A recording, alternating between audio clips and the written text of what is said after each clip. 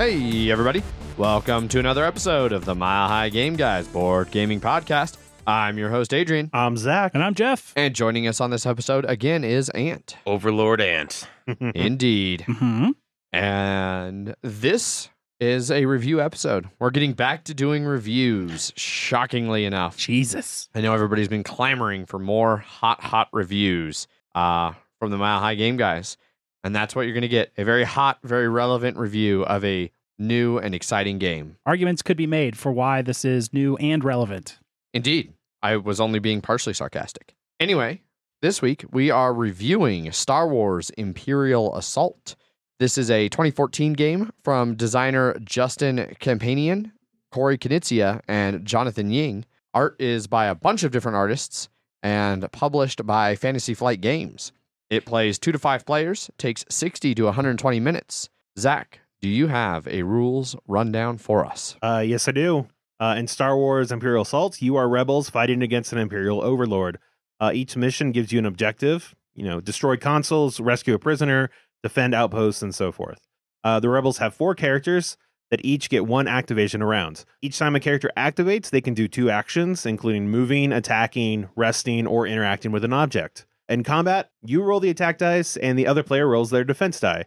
There are different dice for attacking. Some focus on range, others are pure damage, and others do surge. The black defense die focuses on blocking, while the white one gives a chance to dodge all damage. After each activation, the Overlord gets a chance to respawn with an available unit. These can be stormtroopers, droids, and even AT-STs. At the end of each round, the Overlord gains threat that they can use to recruit new units and replenish troops. If the rebels complete their objective, they win. But if the Overlord fulfills their objective or wounds all the characters, they win. Indeed. That is how you play Imperial Assault. So we'll start this one off where we always do, with our initial thoughts of the game. Let's start with you, Zach, because I feel like you probably played it for the first time most recently of the three of us. Yes. So what were your initial thoughts going into Imperial Assault? I first heard about it when it first came out, that, because this is based on Descent, or Descent 2nd Edition. Correct. They're like, we have the Star Wars license, let's actually make this cool game. And I was interested when it first came out because it was a Star Wars theme versus generic fantasy theme. Right, yes. And then I remember you ended up getting it early. Yes, I did. And then technically we played one, like the intro, very, very intro mission. Yeah, right that's at the right, we beginning. did, yeah. But then nothing came out of that. And so we ended up playing for the first time. I ended up playing again, really was for the first time a month or 2 ago, I guess. So. Yeah, because I know you guys had played it many times up when you would snowboard. And so I know you guys are having a lot of fun with it. And I was definitely interested in trying it in a campaign-esque setting. And I was looking forward to trying it out to see how, especially because we've been playing Gloomhaven and stuff. So we've been doing a lot more campaign dungeon fighter sort of things. And so I was curious to see how this handled it. Right on. Ant, how about you? What were your initial thoughts when you were going into Star Wars Imperial Assault? Minis. I mean, I really drew to the game based on the minis to start off with. I knew it was a one versus many, and it was a dungeon crawler type game. So, I mean, I was definitely down for it. And I saw it on sale once, and I bought it immediately. And then again, like you, I bought it, I played it once, and then could never get it to the table. When the app came out, that's what actually started us playing it, because Jeff would come over, and then Jeff, Julie, and I could play with just having the app play on the projector, and then we just played by ourselves, and it was like quick and easy. So it was nice. And I mean, just going into it, I've always really liked Star Wars, and the minis were cool enough, and I was pretty excited to paint it, but it got kicked back in my painting queue pretty quick. But that's my going into it thoughts, at least. Right on. Jeff, how about you? CJ, the guy that made all of our intro music, he got this back right when it came out. I think he picked it up at the Gen Con it released at. At least I'm pretty sure it released at a Gen Con. And then we played a couple scenarios and then sort of fell out of it. I didn't really love it. He didn't really love it. But we also played at a pretty low player count. So I was kind of getting back into it this next time. I was really looking forward to the app that was going to refresh the game for me and try and give it another shot, because my first couple plays of it many years ago 4 years ago at this point weren't so bright. It used to be one of my lowest rated games. Oh. Yeah. For me, my first experiences with it were, like Zach said, way back when I got it. I don't know, probably back right around 2014, well before the podcast or anything. And I played the intro mission with him. And then I believe I played the intro mission with Megan. And then Megan and I did one of the skirmish battles that you can do in it. The 1v1 skirmishes. And I really enjoyed it. And I liked the idea of a dungeon crawl set in Star Wars. That was at a time when I still really hadn't done any role-playing stuff like D&D or anything. And I love Star Wars as a theme. I like dungeon crawlers as a concept. And so I was definitely excited going in. And then I didn't get to play it again for a very long time.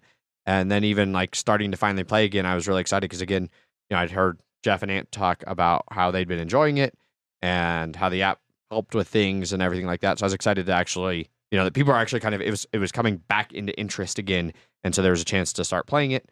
And so I've had very positive hopes and dreams for Imperial Assault for a very long time. A new hope? Indeed. A new hope. I like that. Good. That's good. Thank you. Right on. So let's talk about the components, because I'm sure Ant has just a whole bunch to say about all of the ballistic shit ton of minis that this game has. The main game has a decent amount. It's got a lot of stuff. It's got a really cool ATST, a bunch of other cool minis. But there's also, at this point, just a ton of expansions. So we'll kind of maybe talk about some of the expansions, because I know Ant has a bunch. I have a few. Comes with 34 plastic miniatures. In the base game. Was Darth Vader in there originally, or did you have to give him an expansion? As a miniature? Yes. After the No. base game released, they did a second printing, and it came with Luke and Darth Vader in the base game. Okay. all right. Okay. I don't know how long after, Right. but Yeah, now my copy I'm pretty does- sure. Yeah, my copy does not Okay. have Vader or Luke. Because I know with the base game came with a decent amount of cardboard chits that were, Han, Different heroes, different heroes and stuff like that. Yeah, so. like 13 Rebel heroes, 8 mercenary. Every expansion comes with cardboard chits of the things that you would want. Right. Mhm. Okay. So even the Boba Fett expansion came with a Boba Fett chip, and you have to spend an extra $12 to get Boba Fett. Well, Yeah. there we go. Same thing. There's- all the expansions come with chits for the important people. It's definitely a Fantasy Flight Games moneymaker in that regard. BGG has a really good breakdown of all the expansions and all the waves and stuff that they came out with. But the current all-in price is $1,045. How close are you to all in, Ant? Maybe 75%, Okay. even less, because I only have 2 of the big boxes and 1 small box, and there's another big box and 2 other small boxes I don't have. I have all the important, cool-looking minis. Gotcha. Because a lot of the packs are just now there's miniatures for those cards. Yeah. Sure, yeah. Right. It's the main thing I look for when I go to CSI Ding and Dents at conventions, is I look to pick up some of the expansions and individual minis in a Ding and Dent box, where they got crushed because they're a small little plastic Mm-hmm. thing. So they Blister pack. so they get smashed pretty easy. And then as long as the mini's good in there, I don't care if the box is smashed to shit. I'll buy the hell out of it. But anyway, let's talk about those components. So the minis are pretty good quality. They're not the they're- best. Yeah, they're okay. Flexi plastic. Yeah. They're Zombicide quality, a B+ for sure. I feel like they're a little softer than Zombicide. Maybe not much. Yeah, I never really played Zombicide, so I just kind of consider them the sculpture quality, Yeah. the look of them. Detail. Oh, yeah. Uh-huh. Yeah. Fair I don't enough. know. I don't know how they feel versus Zombicide, but I consider them pretty equivalent Better in than Inish. appearance. Yeah. Yes. So 1,000 times. Yeah. I think the cards are really well done. I think the cards are good texture, good feel, good matte, and the good art on them. I would agree with that. Yeah. I think the minis are pretty good too. Yeah, I do really like the art style in it. They've got a bunch of different artists who work on it, but It's none all of it original feels too. art, I believe. Yeah, I think so. They did a great job with the card layouts. You can Yes. easily tell what you do on a card and how the It's different very actions clear. work. It is Yes. very clear. Fantasy Flight has gotten really good at that, I think. Yes. The board is very modular. Extremely modular. But when you put it together, it looks like just one board. Yeah, which it kind of locks into place really well. which I really like. And this is, it's all grid-based movement in this. The only problem I have with that is that some of the board pieces have sort of a hex design inside them, or not a hex, a grid design in them, but it's off of what your grid movement is. So there have been a couple times where it's like I'm trying to move and I'm like it's like, oh, I actually have to move it space by space to make sure that I'm getting the right grids right, or the right spaces. Yeah, the mission we last played in the big room where the elevator came up, there was on the floor of it, like if you took away the grid lines, on the floor there was a pattern that was like vaguely grid-like. Yes. And then they had the grid overlaid on it, but they weren't like, it wasn't, they didn't did line not up. match. And it wasn't the grid, the main grid lines weren't like distinct enough that it was just like Basically, the details and art on the tiles can Interfere with the confuse. grid. It interfered with it a bit. So yeah, But sometimes that's helpful. Like, hey, there's a log there, and it's got the big red outlines on it. Oh, that no, says, like, you like, can't go past it. for the most part, it worked great. But it was just like that last one in particular where I kept noticing that I was just, especially because I was the only one that kept running around that one. Everybody else. This is the first time I realized what you guys were talking about on Sunday. Okay. Because you guys were talking about the grid lines. I'm like, they're very, Uh-huh. they match tile to tile. I Yeah. don't know what you're talking about. I didn't realize you're talking about the image underneath the Yes. grid. yes, being just slightly different. Yeah.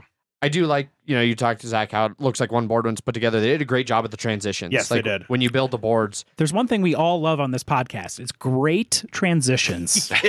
Yes. And when everything kind of really gets like Meshes from well. flow. Yeah. Oh, yeah. It's From fantastic. one to the other. Yep. Yes. But I do appreciate that they did a great job, not just with the art on the tiles, but also like how they tell you to build them Mm-hmm. to where it actually looks like a seamless environment. Yes. The only thing I would complain about the tiles is that the numbering structure sucks. Yeah, the numbering is really bad because like you would think like the big ones are small, 36B. and then like the and as it gets like the pieces get smaller as you go higher up. There's no consistency. No, Yeah. it's 18 is a small piece and 19 Well- is a huge piece. Well, and not just that too, but when you add in expansions, they still use the same numbers, but it's like, oh, but this has a stormtrooper face on it instead. I'm fine with that. Okay. That's okay. Because I just put them in a different box. Okay. But I mean, like, just at least make the numbering system consistent. Yeah. Like, they're all over the place. It doesn't make any sense. It's super frustrating. That is definitely a major complaint. It adds significantly to setup time, like Yes. having to dig around for just the right tiles. Well, and especially because there's so many, like we said, it's very modular, but because of that, there's a lot of different weirdly side pieces that, like Gloomhaven, it can be a little annoying to Find this one little specific piece Yeah. that connects the hallway to the other one just perfectly. And I mean, you can like build the thing for like the smaller ones, but some of those bigger ones, you're just like, you just put them all together and just have to look through them. I mean, and I'll say this too, like we said, like a lot of the minis look pretty good, but also I think like the ones that are massive are appropriately massive. So like the ATST, It's very well scaled. yeah, it's really well scaled. First time you put that thing down, you're like, oh, that's shit. oh, Yeah. this is a problem. Not only is it take up 6 squares versus your 1 square. It's significantly taller. Yeah. What's the name of the big monster from Return of the Jedi? What's the thing called? Yeah, what was that thing? The thing, Ranker. Ranker? oh yeah, my yeah. God. Yes, yes. I'm very excited to paint the, what's it called? Fuck you guys. The Rancor? Yeah. We got to get laugh Rancor. about that. Yeah. So you have a Rancor sore in your mouth? Yeah. Have you seen how big that mini is? I saw it unassembled right when you got it, but I have not seen it I'm real built. excited to paint that. The first time he got it, the legs have a connection piece to where it goes to the chest. The first, like it looks like some weird Star Looks like a Wars. walker. Yeah, it looks like a walker Okay. because it looks very like. There's legs and then the cube to connect to the torso. So Okay. it just looks like this weird cube on legs. I was like, He's like, first time what I got it, I was like, kind of what thing the, is this? yeah, what fucking thing is this? And he's like, What is this? Rancor, and it's like, oh, okay. It's I didn't even get an answer because we heard Ranker, Yeah. and then just lost our shit. Fuck you guys. No, yeah, I remember when he first said that, I was just like, wait, Adrian, could you please say it? I need that one more I time. just wanted everybody to know that that's just what he said, in case you were talking with each other. I feel like this is definitely you guys are like the first people that I've been around who really stress the Rancor. I've never heard anyone say Ranker. So Yeah, Yeah, never. Never. But yeah, the minis. Every time you buy a box set and there's a mini in there that you think that you want, no, you got to pay for it because the Ranker cost me an extra $20. And I bought the expansion for the Ranker, and I had to pay $12 for Jabba, and I think it was $15 for the Ranker. Fuck you, man. You should put some southern twang on that. Ranker? Yeah, there you go. Get yourself Rancor in there. But even the Boba Fett one had him on the front of the cover, and you don't even get him. Like he's $12. Yeah, I mean, clearly I'm gonna buy him. Yeah. And why would you not buy Boba Fett? Yeah. I think the only mini I have that I don't know why I don't have yet is IG-88. Yeah. And that's like a base game token. Yeah, one, but right? he's a pretty good assassin. We played against him once, and he destroyed hardcore. Yeah. I think I We're played not in him. talking about gameplay though yet. I know. We're still Oh, talking about yeah. We're just components. talking about, well, that's why I should buy that Yes. mini Yes. for $12 extra Yeah. for no fucking reason. Because it's not in the base set.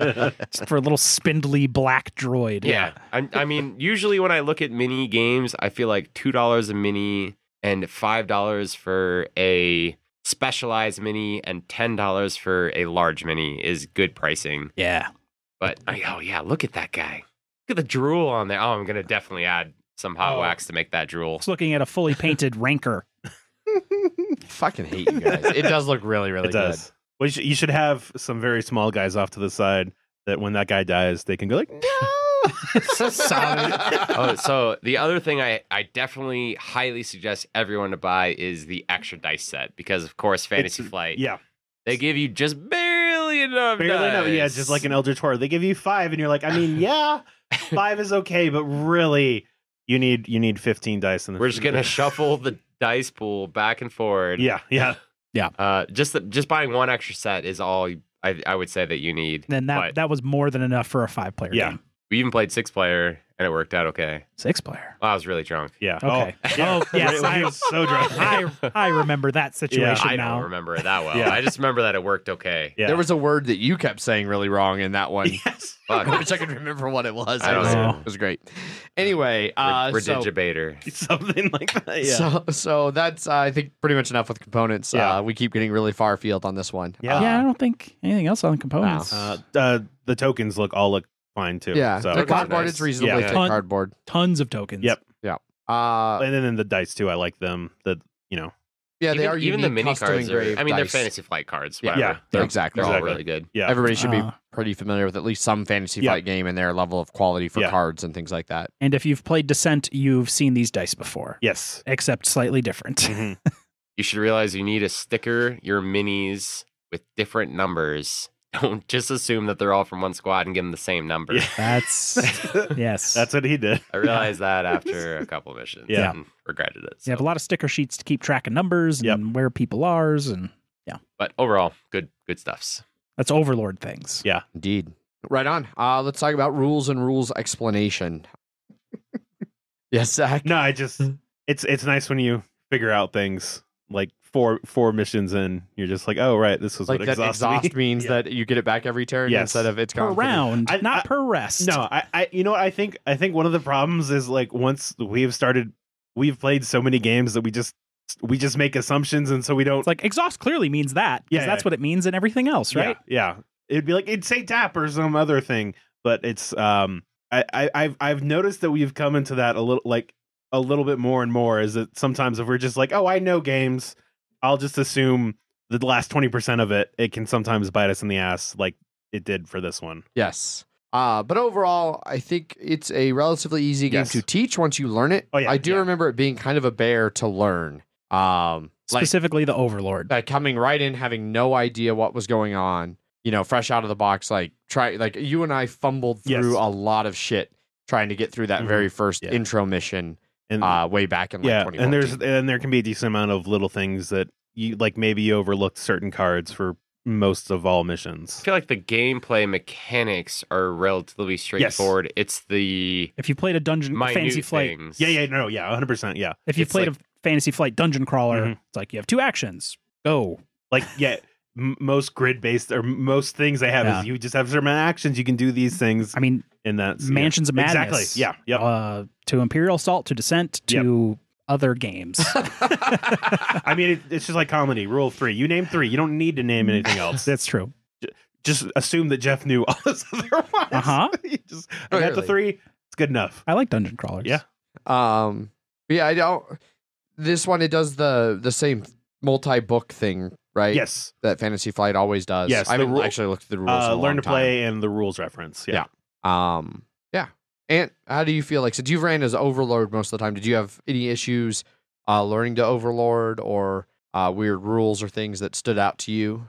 Not necessarily. Like I said, the gameplay is kind of intuitive. It's the extra gameplay that it's hard to pull in. So as the Overlord, I still am fucking up the agenda cards. Like, we haven't even used agenda cards yet. So as the Overlord, you're supposed to pick 3 different sets of agenda cards, and every expansion adds more agenda cards. And they're things that I can spend experience on to throw a wrench into your plan for the whole campaign. But we're still just trying to focus on the campaign itself. So for the most part, I've just like completely ignored those. And that was just something that we didn't look at that much. But the gameplay itself is pretty straightforward. The one thing that we fucked up the most was the what was it called? The Exhaust versus deplete. Deplete, Yep. yeah. That's So because we didn't see a card that said deplete until like a couple in, later. and we're like, what does deplete mean? And then we're like, oh, that's what we thought exhaust Is meant. that once per game? Yeah, deplete is once per mission, Okay. whereas exhaust is once a round. So you Gotcha. can't, if you attack multiple times, then you have to exhaust it. You know, it only, it means And you some can't- have stamina cost on top of the Exactly, exhaustion yeah. as well. Yeah. Well, so I think the reason that came up was because when we originally started playing, I played once or twice as the one versus many, and then what really got us playing again was the app. Yep. And in the app, there's no Overlord. Mhm. So when we had exhaust cards, we thought that they were, when you rest, you refresh them. Mhm. But then I started playing Overlord. It's like, well, I can't rest. right. And then we were like, oh, well, maybe we were doing that wrong and you can't refresh them at all. Uh-huh. And then after a couple missions, then we looked it up. Yeah, So, yeah. I mean, there's a couple things that we saw that campaign-wise are things that are very specific, like you can use a surge. Stress or You know, you surge. can use a surge to regain a stress, and that is a campaign-specific thing. Right. And we didn't see that before because it's not listed under the separate part of using the Right. surge. It's under the campaign version of using the surge. Mhm. I mean, I don't know. I feel like every time we play a complex game that develops over time, I feel like we've always fucked up rules. Yeah. And I think it's just one of those things that you just, you know, pay attention a little bit and, you know, trying, but also if you fuck it up, it's not that big of a deal. Sure. It's just, you know. I mean, like I said, as we were playing Yeah. as me as the Overlord versus everyone, the refreshing, the exhaust cards Yeah. would have fucked you guys over way more than Yes. you guys. 100%, yes. Yeah. But I also wanted to say one thing too, is that I know there are some one versus all dungeon-esque games where it's like the Overlord or whatever is trying to make, like, not necessarily win as much as like make a good story or anything. Like this one, you get shit for winning. So you're trying to win overall, whereas when we're trying to win overall too. So It's not DM versus party. Exactly. It's one versus everyone else. Exactly, yes. The versus is capitalized Yes. in this one. Right on. I think that sums up everything for me. I haven't done much with actually teaching the game, so I haven't noticed any really weird things that are tricky to get across to new players. yeah. Specifically for the Overlord, or even if you're playing the app, noticing the text on the cards and what abilities they have and what those abilities do is pretty vital as well. Something we missed pretty early on. And there are some cards that'll give you things, but you don't have a way to mark it other than the card itself. Yeah. Like I got an upgrade that gave me an extra cancel surge of, like, just in general, but I didn't like there wasn't a token or anything. It's just you have to remember that. So there are some cards that'll give you things. You just have to remember to look those cards Yeah. to take those into account. The character that Jeff and I are kind of sharing as we've both stepped in and out of this campaign, he just got his level 4 skill, and it adds 3 health and an endurance. Mhm. But it's the same thing. It's just a card off to the side. You don't have anything to actually put on your main character board to show that you have more health and more endurance. You just have to remember. Yeah. So that is, definitely something that's got to keep in mind. Yeah. And as you get, I know sort of how we've been playing it is there are, like, as you get more and more abilities, there are times when it's like, oh, like, you know, Paul did something and then Julie did something and then I was on my turn and then, like, Paul was like, oh shit, I should have gotten focused because I got taken damage or anything like that. And it's just, you know, just A lot of the bookkeeping. yeah, the bookkeeping is, as you get farther and farther along, as you get more and more things, you can start to get a little, I wouldn't say laborious, but you start to notice it a little bit that I felt like it was, sometimes dragging a game a little bit because it was like when you were about to activate something, and Julie's like, "Wait." Yeah, she had 4 different response actions. It was getting real frustrating. It's like every time I want to do anything, she's like, wait, let me see what I can do. It's like, you have the same 4 actions. Like, you know what I'm going to do. Just like plan that part.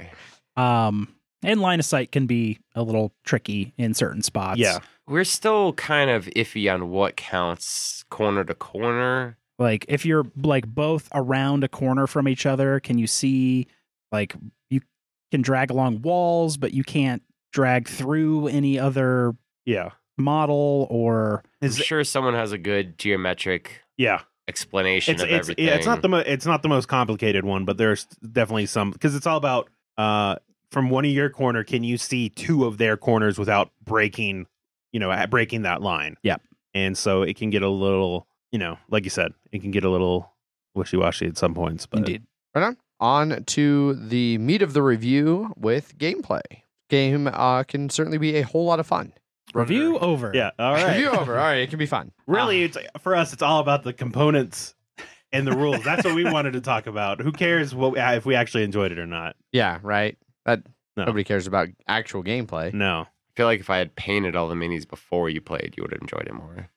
I mean, naturally. I mean, I'll say this because you've painted some of them. Some of them. The Royal Guards, Darth Vader, but every time it's like you bring out the Royal Guards and you're just like, oh, shit's serious now. Because now there's painted minis. Exactly. And now I feel granted, the ones I painted do the most damage. Yeah.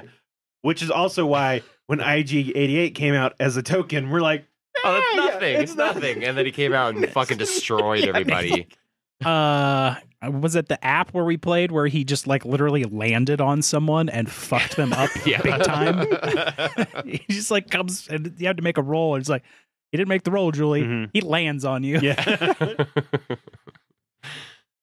I mean, do you want to split gameplay into app first and then Overlord? No, we'll talk about app towards the end. Let's talk mainly about with the general Overlord. gameplay. Mainly because then only you two can really contribute to that. Overlord versus not Overlord.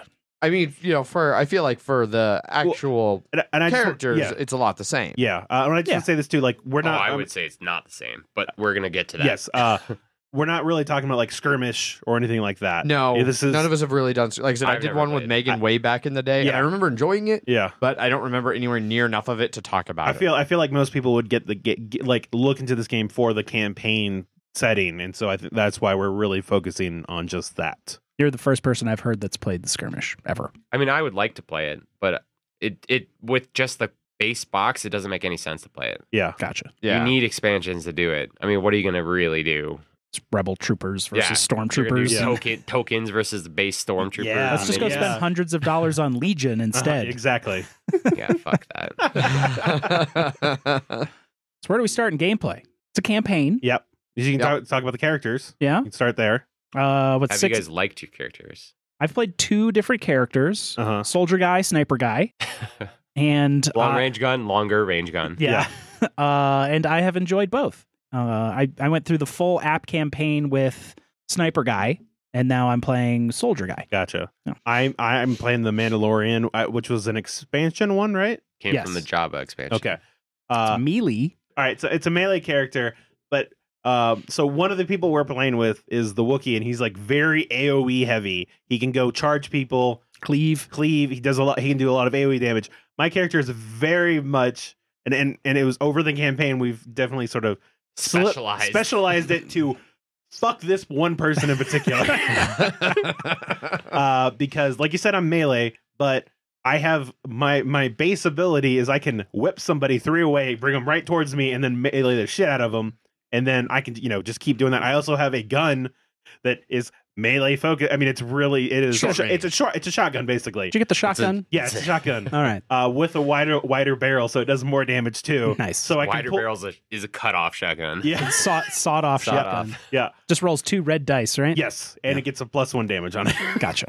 So that can be 7 damage. There we go. Yep. But my character is very melee, and it's very focused around, especially now that I have one of my 4 XP abilities.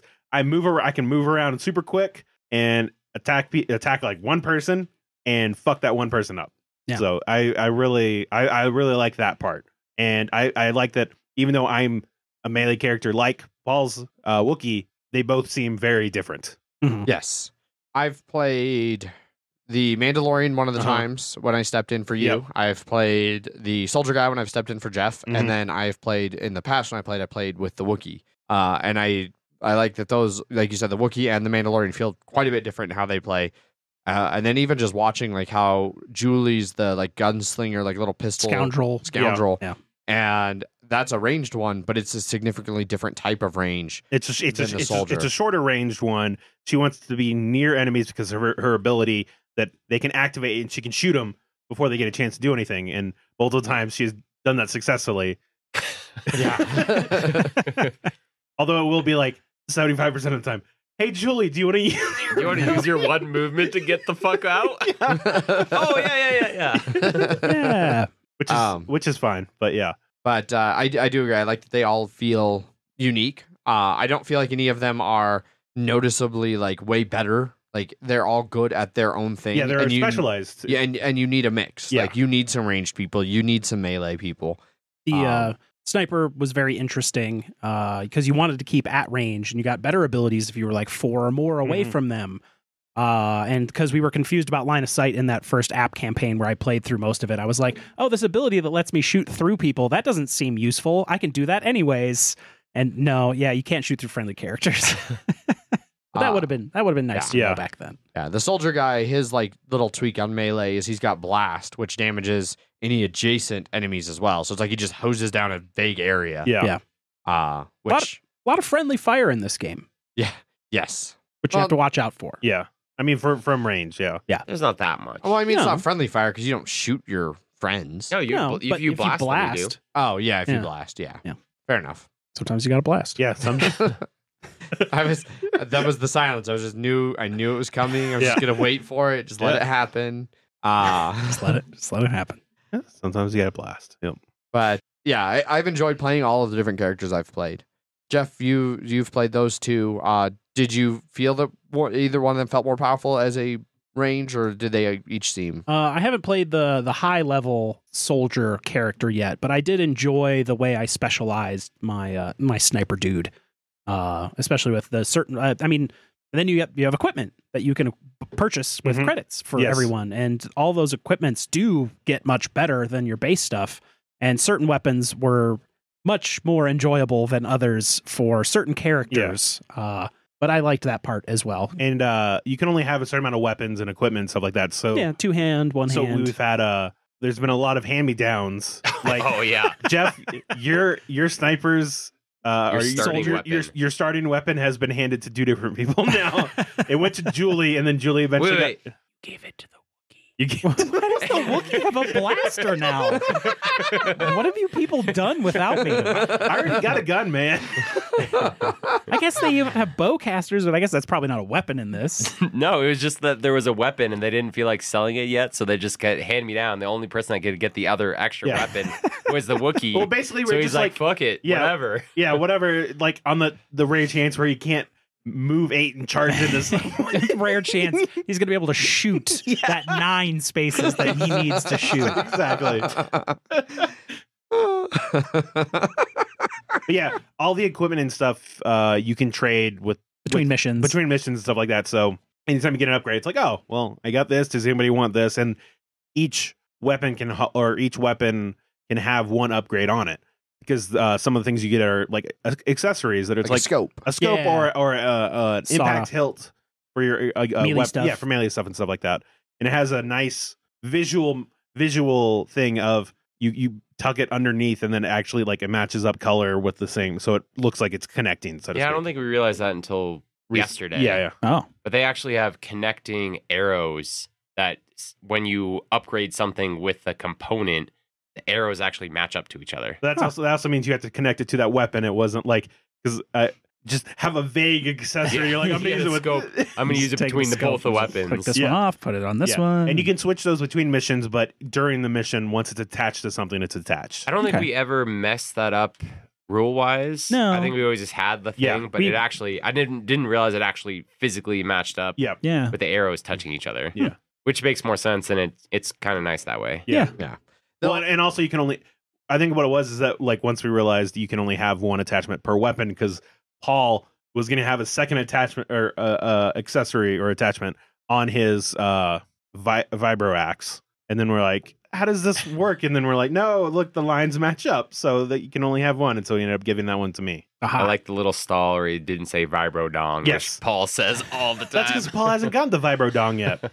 That was the one he almost got until we got Julie that really bitchin' ass weapon. Yeah, Julie's got a blaster now that is Real nice. freaking sweet. I didn't even see the blaster. It's a blaster rifle that basically substitutes your little wrench score, your mechanical skill for the attack. Oh, that's bullshit. Yeah, so hers is like a green, yellow or something. That's why we gave the Wookiee the rifle. Yeah, Julie got a badass new rifle. And she's went, do you want your hand-me-down back? And I was like, no, I've got 2 weapons. Yeah. And Paul was like, I only have 1 weapon. Oh, yeah. Here, Paul, have a rifle. You have Julie's hand-me-down pistol too. Whatever. Yeah. But she gave you a new rifle, and you gave her your old pistol, whatever. Yeah, Something you guys. I think I got you guys yeah. traded Yeah. basic Yeah. weapons. Yeah, so the soldier had a good rifle and a lousy pistol, and the pistolier had a good pistol and a lousy rifle. Yep. And then now the pistolier has a good pistol and a great rifle. Yeah. And the which Wookiee wouldn't has wouldn't have worked for the soldier. That's why Yeah. we did. Yeah, because the soldier's technical skill is garbage. Yeah. Yeah. Mechanical skill or whatever is garbage. But yeah, I do like that that you can freely change things around. You can even change your modification and what weapons it's attached to Yep. between missions. Yeah. Which leads it to kind of feeling like you're actually outfitting for this mission. Like, all right, we're about to do this. Let's gear up. I mean, I will say though, we don't feel like we have an overabundance of stuff. Like No.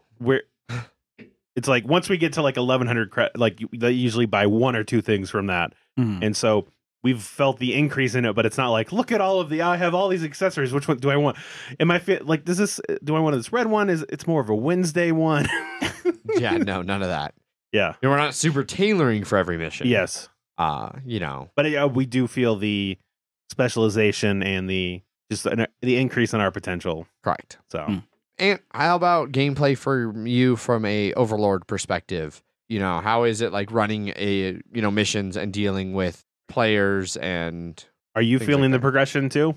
It's kind of hard to feel the progression because the way that my side works is I have a designated starting squad, Mm-hmm. and then I get a reserve squad, and then I have open squad. So open squad is pick whatever you want, and it's worked really well the last couple because, I picked some Royal Guards, Right. or I picked something like Powerful. But the very last mission we had, you guys had crushed so many basic units that I was just trying to keep them alive Uh-huh. and paying to reinforce them. But then I couldn't gather enough. You couldn't save up for I the couldn't big guys. save enough for the big guys. Yeah. And then it was too late by then. So it's kind of depending on how well you guys do right off the bat. But Yeah, when we just wiped 2 squads off two the map. entire squads on 2 actions. Yeah. Yep. Yeah, it was real bad. Yeah. So, I don't know. It's kind of been give and take. Because like I said, I haven't been using my agenda cards, which, I don't know. You guys won the first several missions pretty easily. And then I won the next couple. One of them was questionably a big mistake on your guys' Yeah. part. The next one was just real bad luck on your guys' part.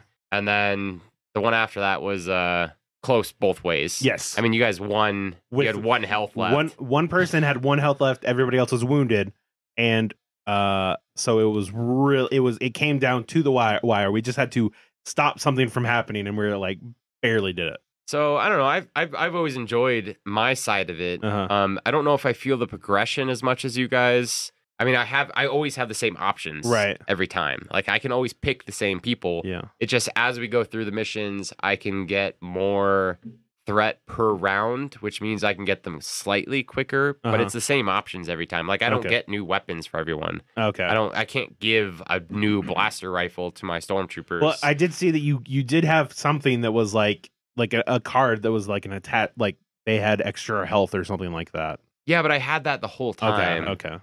So those are when you guys spend your experience Uh-huh. points, I can do the same thing. Okay. And I've thrown that on a couple other things, but you just see them as 8 health Right. when they actually had 6. Yeah. So I don't know. I have you a aren't couple- able to turn regular stormtroopers to like elite ones or anything like that? I don't have anything like that. Okay. I would have to just put them in my reserves or by my secret group, and then I have to pay my threat, which I gain every turn, right, to bring them onto the board. Okay. So I don't scale up as fast as you guys do. I feel like if I use my agenda cards, it would make a huge difference. Right. I mean, they are pretty powerful. You could, especially like the one that's just like you can heal, choose one person, and they and anybody adjacent to them heal for 2. So there's a difference. So there's agenda cards, and then there's whatever the cards are called that are basically like what you spend experience on. I have those little mini cards. Yeah. My agenda cards are normal size cards. Oh, okay. And Gotcha. I only used them the one time, and that was to bring in the Darth Vader side mission. Oh, yeah. And I've honestly not used them at all since then. Oh, okay. All right. We were 6 missions in, and then I looked at them, and I was like, all right, well, I'm going to actually do it this time. And I threw in Darth Vader. So that's like a separate pool of stuff that I can spend on. Yeah. And I mean, that one was pretty cool because it like the story campaign, like you have story missions and then we have side missions. And our side missions are either like generic side missions or a side mission for the Wookiee or a side mission for the soldier that are specific to them, and they get something for completing it. There's usually items that you Yes. get or a skill. ability. Yes. Yeah. Like Paul got life debt for doing it because he had to like break somebody out of prison. I remember that skill sucks. No, it's better. Oh, okay. Once again, exhaust. Once per Yes. round, Yes. not once per mission. Yes. Yes. But that one, it was a third one that we could have chosen, but if we did not choose it, it just meant that he was available. So my secret group, I could always throw in Darth Vader until I use him. Ugh. Yeah. Darth Vader's not easy. No. He does some good damage. Yeah. Really? Yeah. Crazy. But so we had to make a choice. It was we have to go stop Darth Vader from doing whatever, or we just like if we really wanted to do something else because we only get a certain amount of side missions. If we felt like, well, let's just let him have Darth Vader. We want to focus on like Jeff's side mission or something like that. I like that you had a chance to influence our choice in that regard too. So besides that, I mean, as the Overlord, it's felt pretty. I don't know. It's been very complicated because I can see hidden information, and you guys. You're the only one with complete information. Yeah, and I feel like that's been a really conflicted problem with our games because Paul's very verbal about the hidden information, but it's not a DM versus players. It's a one versus many. Like my goal is to actually win, right? Not to make your story very entertaining. Yep. So like there are missions where you know how long it's supposed to go. We don't know how long it's supposed to go. Yeah. So and it's which I mean I think does make sense. Like if we know we only have to hold out for 5 rounds, it makes it a lot easier for us to formulate exactly how best to do that versus a hold out for as long as possible against fucking Darth Vader. Yeah. Oh, that was rough. Yeah. Whereas for Ant, it makes sense for him to know, like, you've got 5 turns to do this, so don't dick around. Yeah, that's you true. know, like, you're the one who has to, get there. It did add a sense of dread of every round where we're like, is this the one? Is this the last round? He's like, all right, let's start the next one. We're just like, God damn. Especially as he progressively kept just wailing on. I was dead in, like, round 2 or round 3. You guys left the sniper in front of Darth Vader. Well, I want just soldier, but sure, ranged soldier. Also, the soldier. You left the range guy in front of Darth Vader. Right, yeah, I got wailed Also, on. the soldier decided to shoot twice instead of running away. And I killed like 3 guys doing it. And then you got killed. I'm just saying. Got killed real bad. I'm just saying. You made a choice, and there were consequences. And that was a lightsaber to the face. And we won, so I feel okay with the choices I made. Whereas, like the Han Solo mission we had, that one we fucked up, and we were all just like, yeah, I don't really know why we did. I mean, I know why we did it. We thought we were making a good decision. I was like, no. In retrospect, that was a stupid decision. That was a real bad decision. Yeah. So let's all separate Han Solo from everyone as all the Imperial troops chase after him. He had Julie with him.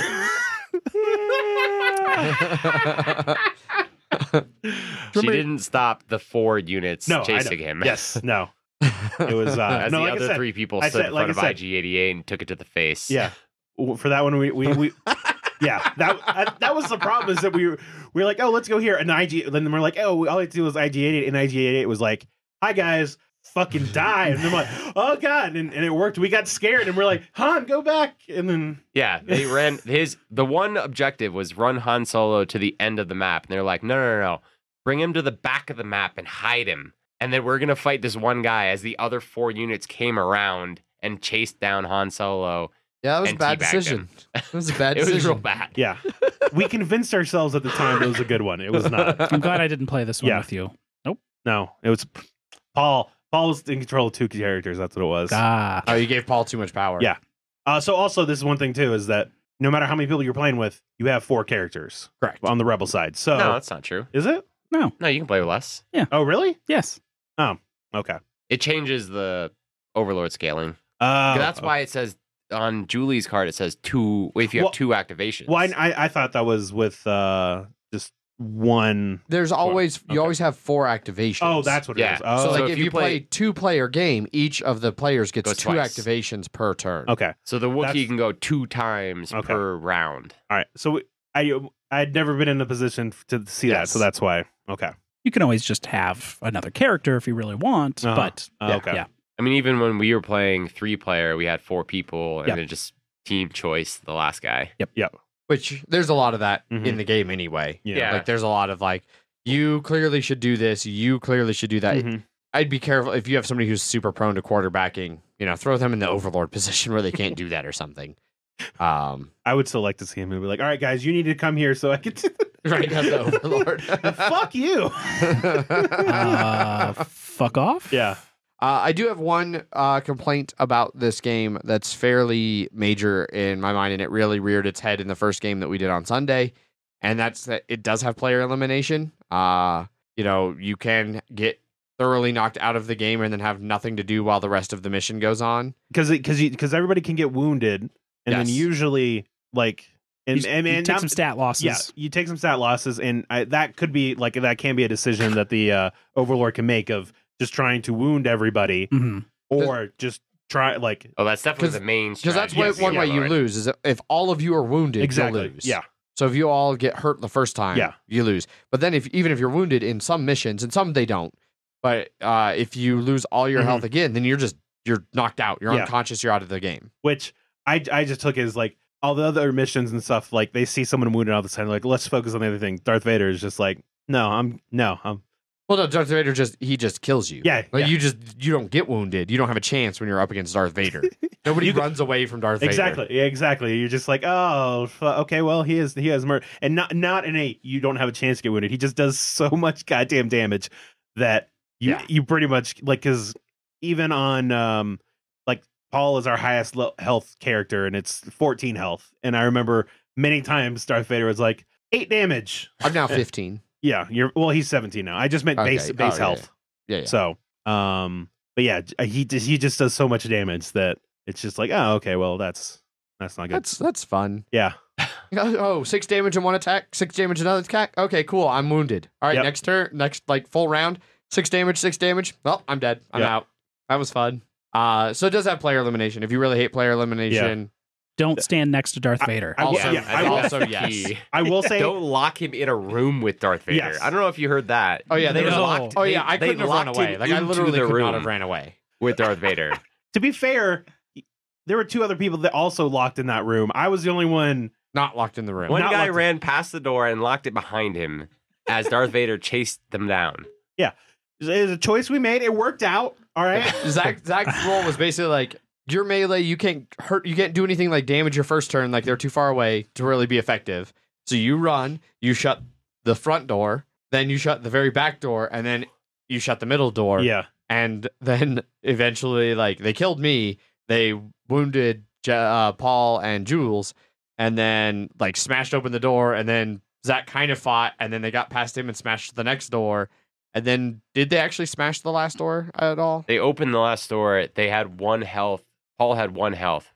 And and we were blocking it so because all it was is Vader had to get somewhere, so we were just we had to stall him, and that's usually with bodies in his face. And unfortunately, with a guy that has a lightsaber, it doesn't end well for you. I'm sure it does not. It was the end of Rogue One where he's fucking massacring it was through the hallway. 100%. It was and then the door opens, and right as he gets to the end, he watches the ship fly away. And it was basically that. But I will say, like, out of all of the missions I've played, that was the only one with player elimination, like where someone got straight up eliminated. Oh, do they normally not have that as a rule? No, it is usually player elimination. No, I mean, I never saw anybody get. That's what I It's mean very by it. uncommon that someone gets totally That's what I eliminated. meant. Yeah. Oh, okay. Not that it doesn't happen. It just doesn't happen. Like, I didn't see it happen. So even through our entire app campaign, I'm not sure it ever happened until maybe the very last. Yeah. No, it definitely happened in the very last mission of the app campaign. Sure. I mean, the only thing was like he stood in front of Darth Vader and then he got I definitely wounded. put myself in a position to get killed. Yes. So his defensive position after he's wounded was stand in front of the door that Darth Vader wanted to go through. He was in the way of Darth Vader. Yeah. If you would have went anywhere else, Darth Vader probably would have passed you. Yeah. But then it would have been one Sure. actions closer So to him. it was player elimination or door elimination. In fact, like that probably you could argue that saved because it took him that extra action to kill me. Yeah, Whereas if I'd that's ran true. away and he hadn't killed me, he'd have had one more action to get to that exit and win the game. Thanks, So Obi-Wan. Got it. Mhm. I'm not winking at you. I'm just, it's hilarious. No, like, don't try and make yourself out to be the hero. it was a noble sacrifice. I mean, it was a I sacrifice. even as I died, I yelled, "Hold the line!" No, you did not. You went, A lightsaber. I want to say something, but my vocal It cords was have been. the Wilhelm scream. I mean, it is a Star Wars movie, so yeah. Yeah, so it is not easy to have to withdraw. Yeah. Yeah. Anything else for gameplay for you guys? It's a branching campaign, right? Ish. So every time you finish a mission, there's a A/B choice. A/B choice. Yeah. Win or lose. The next Uh-huh. mission is decided on that. Gotcha. It's not like if we fail something, the campaign ends. You can play the campaign and do completely different missions besides the base one. Yeah. Besides the first one. Right, It always right. starts at one. And then all Yes. the side missions are randomly drawn. Uh-huh. Plus there's a side mission for every character that's drawn, plus X random ones. Right. But I guess what I mean is just that even if the Overlord wins every one, it's not like it just ends early. You still do. You go all the way to the finale. You go to the finale. You go the every same time. number. Yes.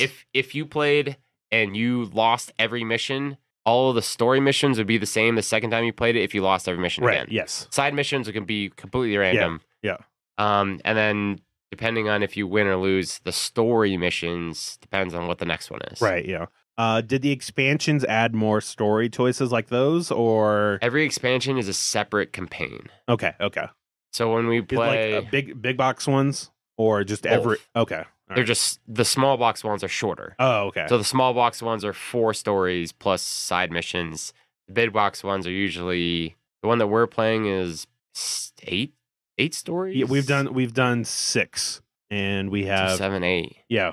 and then the other one I got I think is also 8, but then plus side missions. Right. Yeah.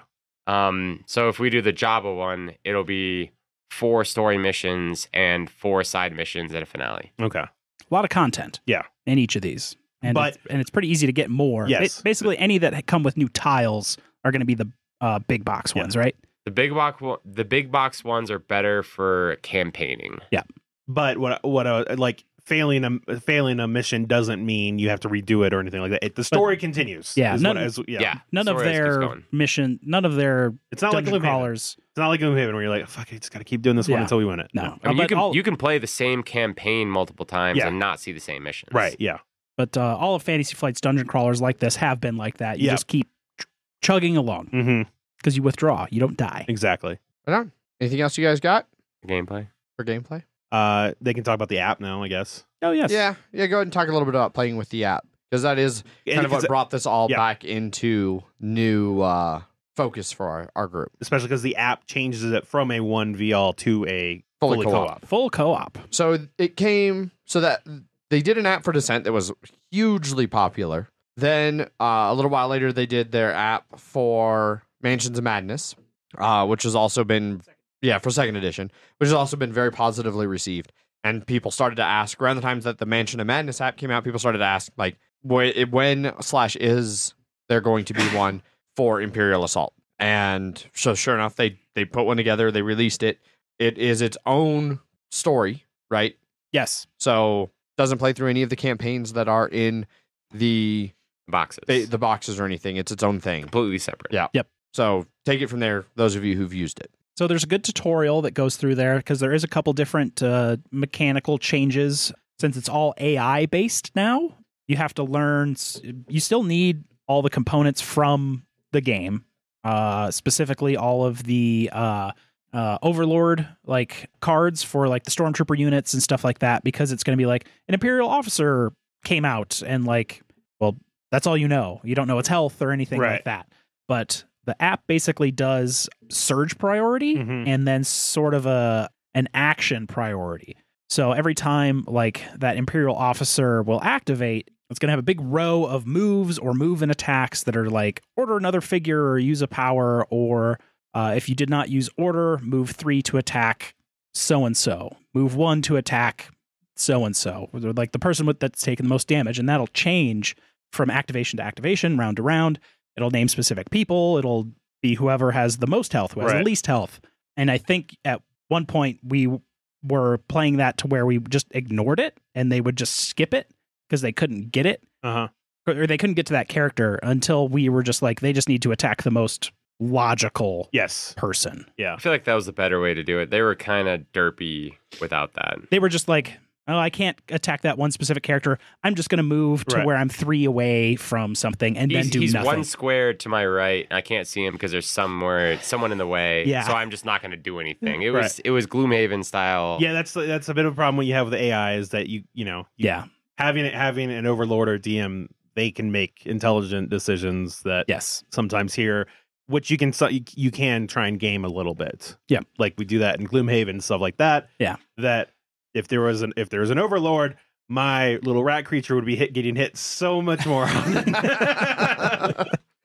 But the surge priority will change, so they'll do like, I need more range, and then I need to focus. But then each activation also has a bonus, which is something that I don't think regular Imperial Assault has at all, where it'll have like the bonus at the beginning of each turn. Like for Stormtroopers, it'll be they get additional Pierce when they are targeting, and then if another person has hit that same person, they'll get Pierce 2. Yeah, they don't have that. Yeah, so they'll get per round like bonuses that aren't in the regular game. But the missions set up and play pretty similarly, except it's much more, I don't know, the regular campaign's pretty thematic. But I mean, this has all a bunch of sound effects and stuff when things happen. When an ATST shows up, when certain events happen, you'll get sort of those. Like when Darth Vader shows up, it plays, the sounds Darth Vader makes. And it definitely keeps track more of your successes and things like that you're doing throughout the mission. Like the faster you're killing people, it'll spawn in or maybe give you a break, depending if you've opened a door or not. You'll get allies that come in. One of our best moments by far in the first mission that you have to do is... Spoiler. It's spoilers for the first app mission.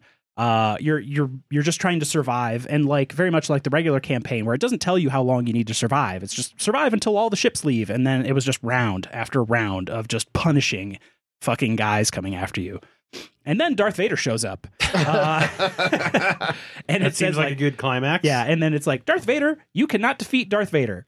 Just survive. I feel like the best preface going into that was we watched a how to play tutorial on YouTube, and the guy was talking about you roll the white die, and it sounds like we were watching it, and he's like, yeah, you play this game, and you roll the white die, and every once in a while, that one little dodge damage comes up, and everyone cheers, and we're like, that's a stupid fucking statement. We're not going to cheer. We're playing this thing, and Darth Vader comes down, and there's this one rebel trooper that we're just like, all right, human sacrifice. At this point, all of us are in the far rear. Mm-hmm. I am the only one not wounded. And I think Darth Vader is trying to go after the wounded people, or the people that aren't wounded. This one rebel trooper, Darth Vader marches at him, swings, does like 6 damage. Rebel troopers have white die. Total dodge. Just totally ignored the whole attack. Fucking doing parkour on it. Hardcore parkour. He swings another time. No. The thing he does next in his priority was force choke. Oh, yeah. Instant damage. No way to block. No nothing. So he just is like, totally whiffs as the rebel trooper dodges, and then he's like, and crush.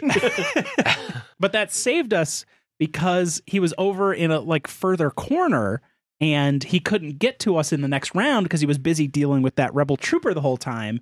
And the only reason is because he had that one dodge. Right. And we were like, fuck yes.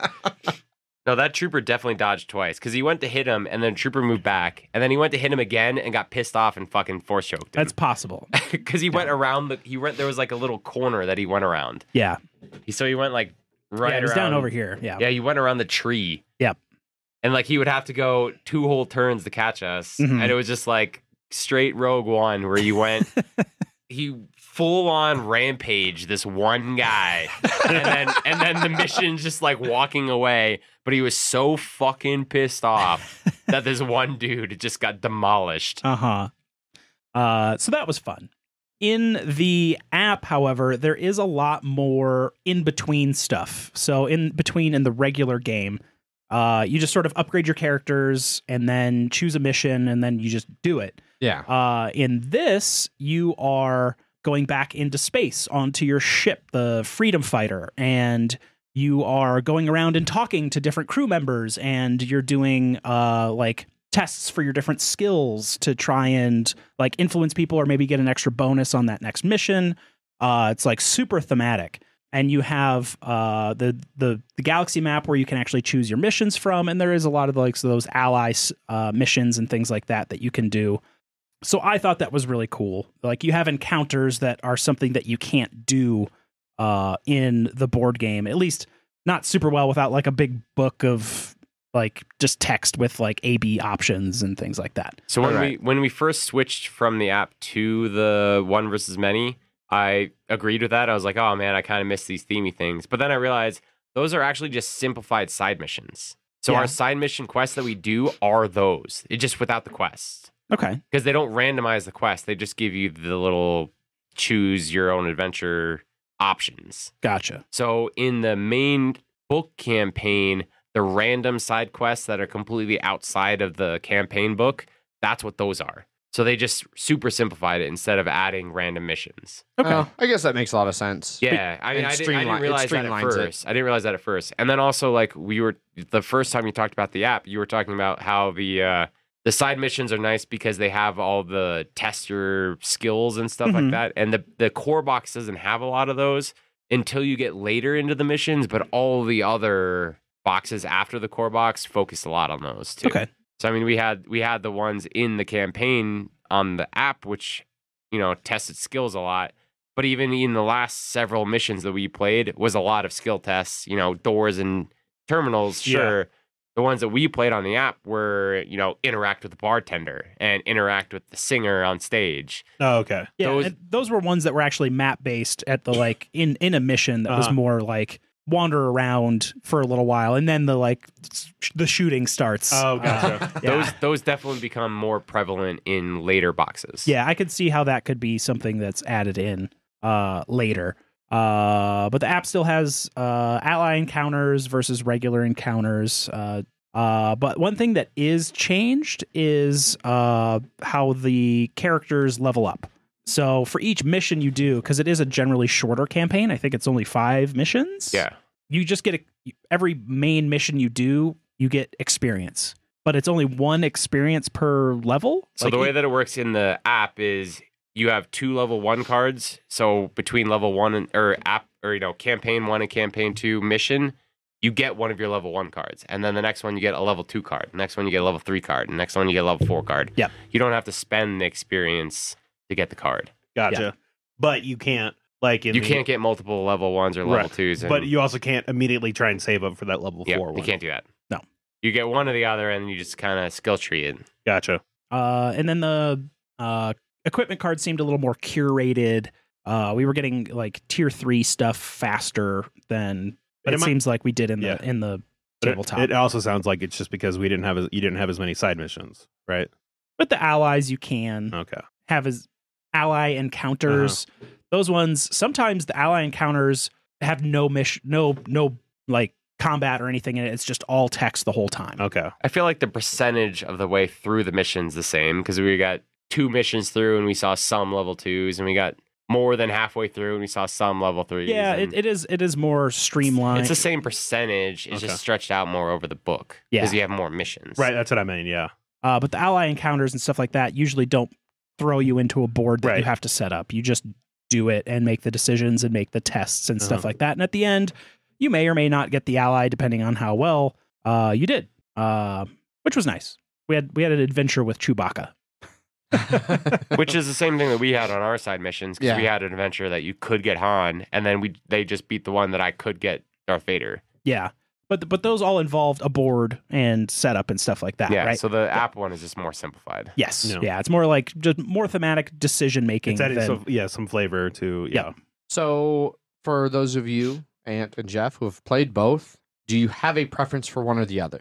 Like, if you could do all of the, aside from the fact that obviously the missions that are in the game boxes aren't available on the app, like if they ported all those over and applied the AI and all that, like, do you think that for you would be better, or do you prefer having the Overlord running missions and things? So, different question is what I'm not going to answer that question. I'm going to answer the question of right now, best app versus the board game, tabletop all the way. Okay. Because the app, it's 5 missions. You can add all those expansions and stuff in there. Those expansions that you add in there are just, they add the enemy. They add the enemy pools. The enemy pool bigger, and character pool and equipment. That's it. Like all those board tiles, all those missions, all that stuff. It's not in there yet. Hopefully it will be. But the campaign right now, it's just sort of like, here's the one campaign. I don't think there was anything really branching in it. And just, that's it. So It is different from any of the tabletop stuff, right? But I don't think the app does enough right now to make it better. To sort of go off Adrian's question, did you prefer the 1v all versus co-op? Did you like having an intelligent overlord versus the AI? I liked both. Okay. I just like the content that's in the tabletop version better. Yeah. Okay. What about you, Ant? I would prefer to play it as the app if it had the content. Okay. But it doesn't. Right. So I prefer having more options on everything. If I buy all like my several $100s worth of Imperial Assault and I put in the app that I own them, all it does is randomly select some of the minis. Yeah. And like even all the ally packs, I assume that just adds in like those as side missions to where you can get that ally, which is disappointing. Right. But to be fair, they probably have to do writing for all those side missions and stuff like that. So there's probably some decent extra content you can get in there if you like reading and doing tests and stuff like that. Also, with the app, it becomes only up to 4 players, right? Yes. Yeah. So, but overall, it's a good app. I like it. I want it to, but it's disappointing in its lack of content. Gotcha. And I don't think they've updated it since they released it.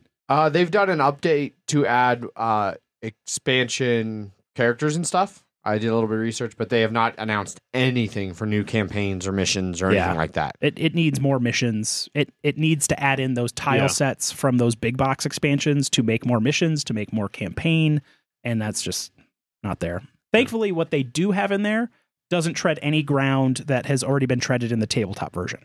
Gotcha. So it is all new. Right. Okay. I mean, maybe they're trying to treat it as that. If it's like, here is a co-op campaign. Yeah. That has extra things at the expense of some other things, but it's not trying to replace having the DM like they did with Mansions. Yeah, but I would prefer them add that. I would even pay extra on top of buying a box. Like if you had to pay an extra $5 and put in your proof of purchase to port your game in, I would pay that. Even if they kept the cards like vague, where like you have to draw this card to do this, I would be fine with that. Right. But there's like you play the app version multiple times and it's the same thing. Right. You might just get some extra ally options depending on which pool it decides to bring from. Right. And we've only played it once, so we don't know if the side missions are different. Yeah. But. Well, I've fiddled around with it. It seems like there's been some different stuff in there with different expansion stuff added in. And when you go in the app, it does tell you exactly what each little box will add. Right. And as well as into content. But for like the Jabba one, it's like 3 heroes, 7 enemies, 2 allies, 2 villains, 9 items. Like, but that's a $40-$50 box. Yeah, the big boxes are $50. Yeah, that's not much for a $50 box to add in there. But fingers crossed they add some more. It's fun, but tabletop also fun. So one last question about the app: do you feel like it would give a satisfying solo experience? For sure. If you played multiple characters, yeah. Yeah. I think it's fine. Oh, yeah. Downside, it gives you a solo experience once. A good solo experience once. Yeah. Okay. Right on. Well, then I think that wraps up definitely everything for gameplay, and so we can do some final thoughts. So, Zach, let's start with you. What are your final thoughts about Imperial Assault? I'd say, let's see. I've done some 1v all, like the first mansions and stuff like that. Yes. I haven't played Descent, Nope. so I can't. Has any of us played Descent? I have played Descent. Okay. Well, okay. I played one little skirmish thing. Okay. Then that'll come up later. Yeah, that'll come later then. So, but I mean, overall, I've definitely enjoyed the time the missions that I've been playing so far. I thought that the group that I don't know how I'd feel about the game with other groups, obviously, but I feel with the group that we've been playing, I've been enjoying it. I feel like it's been like I felt like the Overlord and the Rebels were more evenly matched, especially the one we had where it was one health separated a win from a loss. But I do like this. I have enjoyed this style of dungeon crawl versus like Gloomhaven or anything like that, because that one's definitely a lot more technical and a little bit more demanding in terms of like, I don't know, thought processors or anything like that maybe. But Gloomhaven gets mathy. Yes, it does get mathy, and I do like having an Overlord because you can't game it like you can game the an AI, because it's just, when we're attacking shit, it's like, I know if I attack this, that means he's just going to go do something else with the like full strength guys. He's not going to be like, oh, let me attack with this weak guy or something like that. I like how different our characters seem and how they've progressed over a campaign.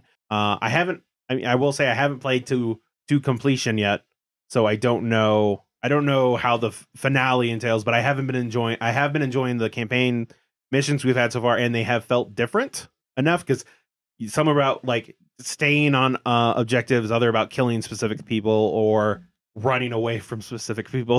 Uh-huh. I like just like you're saying, Gloomhaven gets mathy and the combat can get a little convoluted. It is all dice based. Exactly. So it's quicker in that regard, and it's easy enough to figure out. But I feel you can try and tailor your character, especially like once you figure out how to play your character, you can tailor it to its strengths. And I feel like, definitely feel a lot stronger now than I did at the beginning of the campaign. That's for goddamn sure. That's good though. Yes, I know, exactly.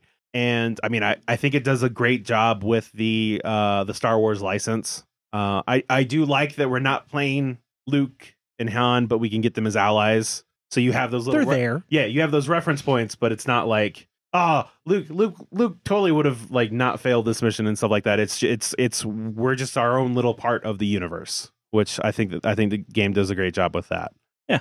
And I'm curious to see how playing multiple campaigns, if I still will feel the same amount. But it's good to hear that, like, besides that base mission, it can, like, a lot of things can change, which, variability in a campaign style game is great for replayability. Yes. So, and I feel like what we were saying earlier, that once someone knows how to play the game, it's fairly easy to teach somebody. And I could see, and because it's cooperative, you can help, you can help people if they're trying to decide what to do, or it's like, oh, you can give them different avenues to hopefully accomplish the same goal, and have them choose it for, not trying quarterback or anything like that.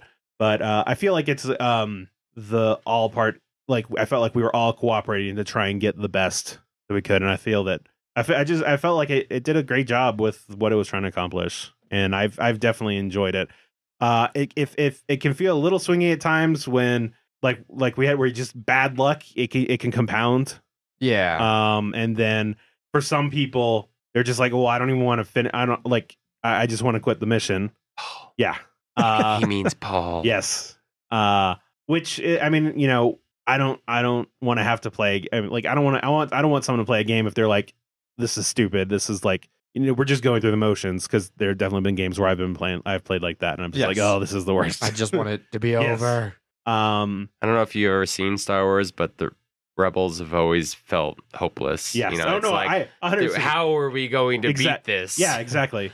I mean, when we reviewed Rebellion way back, like, that's one of the things we love about Rebellion is you spend that entire game as the Rebels feeling like, holy fuck, I'm screwed. Yeah. And the Imperials are just like, you little shit. What the fuck? Yeah. These little cockroaches, why can't I stomp all of them? Let's make a big enough laser. Exactly, right? Yeah. You just blow up all the planets and then they can't hide anywhere. But yeah, overall, I've definitely enjoyed that. And I don't think it would replace Gloomhaven. Like, I don't think it's like, oh, I don't want to play another campaign games. I'll just want to play this. But I think this is a great entry on that. And I'm glad that they've added a lot of content to it to just, to infuse new things to it. Pricey content. Yeah. I am really happy that I have a friend that buys a whole bunch of this. Yeah. If A fucking mini game. Go figure. I know, right? I mean, I will say that even though I do enjoy this, like if like all of a sudden Ant's copies disappeared for whatever reason, I wouldn't be like, oh, let me just buy all that. I want to play it again. Like I really do enjoy the game, but not enough to own a copy in case the copy that I've been playing goes away.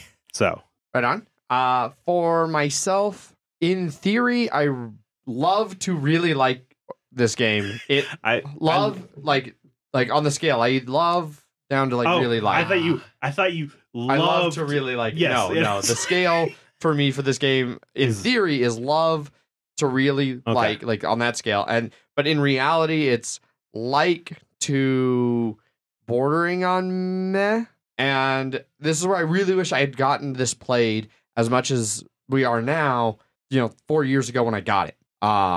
That's the problem with Fantasy Flight. If you catch a game late, yes, you just have a wall of content that you're like. Well, it's not even the wall of content. The wall of content is not the barrier for me. So the things I like about this game, it nails the Star Wars theme. I like they did a fantastic job making this feel like Star Wars, like down to the rebels feeling hopeless. The way the Imperial player gets to keep bringing reinforcements and bringing reinforcements and bringing reinforcements. Like you just, whatever you're trying to do, you're constantly under attack and feel pressured as the rebels, which is exactly what you want in a Star Wars game. I think they did a great job having the characters feel different and unique and interesting in the way they play, and all kind of play just a little bit differently. I really do I intend to at some point do a solo campaign, either one of the app campaigns, either solo or with Megan, because I have Imperial Assault and a few of the expansions. I think that the combat and everything is tight enough for this type of game, and I think they do a good job, like you were saying, Zach, with feeling the progression of your characters from the you feel much more powerful later in the game than you did at the start.